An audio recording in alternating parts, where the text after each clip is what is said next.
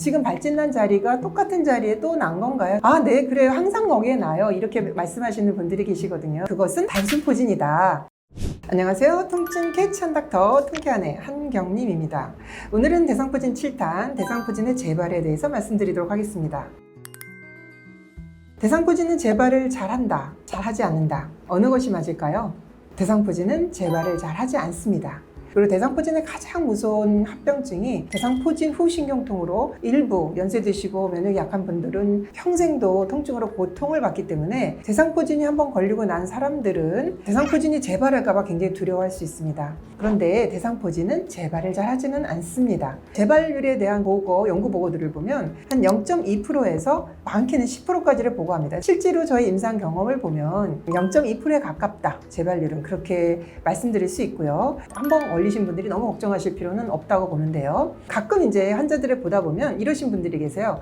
저 요번에 대상포진 이거 3번째예요. 그러면 항상 이렇게 물어봅니다. 지금 발진 난 자리가 똑같은 자리에 또 난 건가요? 3번이 같은 자리로 났나요? 라고 여쭤보면 네, 그래요. 항상 거기에 나요. 이렇게 말씀하시는 분들이 계시거든요. 그래서 6개월 전에도, 한 달 전에도, 2년 전에도, 1년 전에도 항상 그 자리 언저리에 다 발진이 반복하는 그것은 단순 포진이다 라고 알고 계시면 되겠습니다. 대상포진은 임상적 진단 기준 중에 하나가 같은 자리에 수포나 발진이 반복하지 않았다라는 것을 가지고 진단을 하게 됩니다. 만약 대상포진이 재발을 한다면 같은 자리에 생기는 것이 아니라 다른 신경이 생기게 됩니다. 그래서 보통 이제 한 반수 이상이 흉추신경이 생기기 때문에 가슴이나 복부나 등에 전에 이제 대상포진 발진이 있었고 통증이 있었다면 얼마 후에 다시 대상포진이 생겼다라고 했을 때 그 발생은 그 신경이 아니라 반대쪽의 신경이라든지 아니면 뇌신경, 안면이나 머리나 이런 데로 온다든지 그런 다른 신경에 발생하는 대상포진으로 재발하게 됩니다.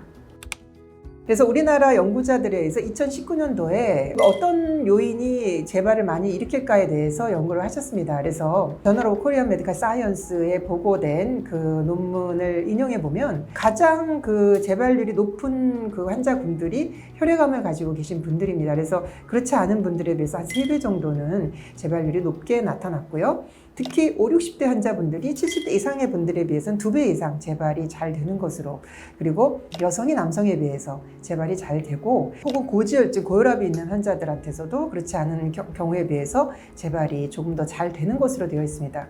그리고 다른 연구자들에 의하면 당뇨라든지 우울증이라든지 혹은 갑상선 기능 저하증이 있을 때 재발이 좀 높다라고 보고가 되어지고 있습니다.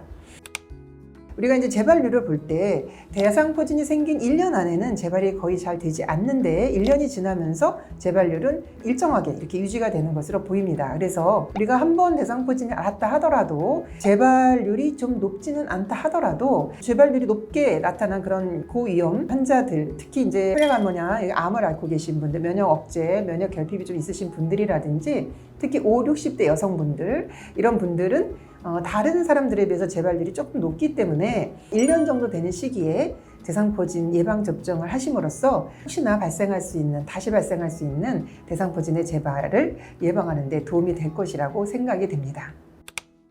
오늘은 대상포진의 재발에 대해서 알아봤고요. 다음 시간에는 대상포진의 골든타임의 의미에 대해서 말씀드리도록 하겠습니다. 통증 없는 삶, 우리들의 관리입니다. 통증 더 이상 참지 마세요.